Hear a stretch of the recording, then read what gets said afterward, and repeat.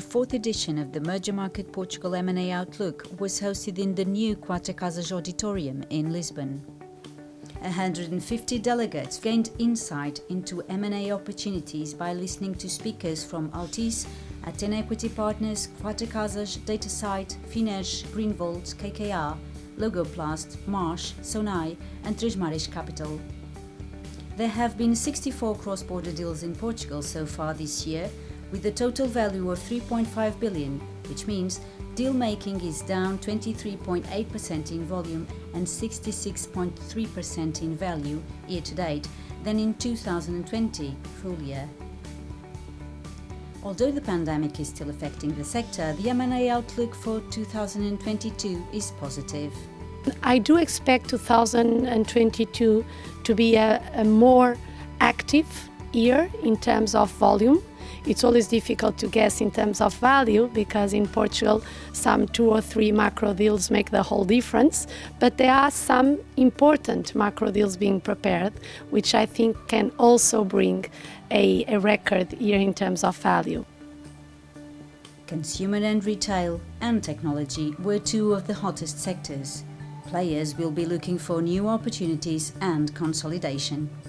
In 2022, we're probably going to be a bit more cautious in terms of investment. Obviously, the risk of interest rates going up and also the high valuations in the market require Sonai as a long-term investor to be selective in the opportunities. But obviously, our goal is to deploy capital over the next few years, and so we are going to be looking to new opportunities in terms of acquisitions.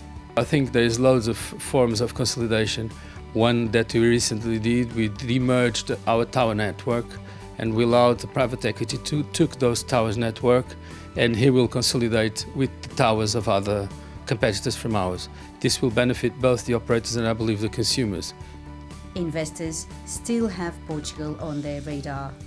Portugal is an important market for us. It's our first international expansion. We are coming from Spain and in the future we look to expand to other countries in Europe.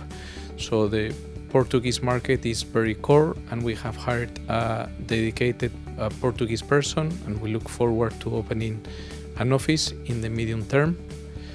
And based on this, we are looking to do several transactions over 2022 and we are already working on some of them.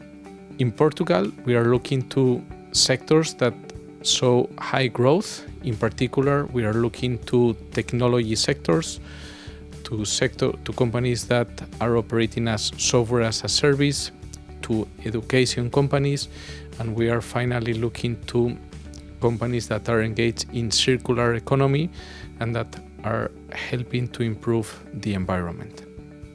The event also took a closer look at how the energy landscape is being reshaped.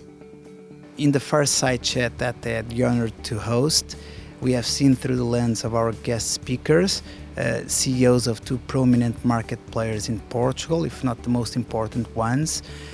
What are the most relevant trends shaping this market? I guess that interplay between global warming fears and decarbonization are playing a very important role and are driving M&A activity higher. I still expect M&A to continue to pick up in the quarters ahead.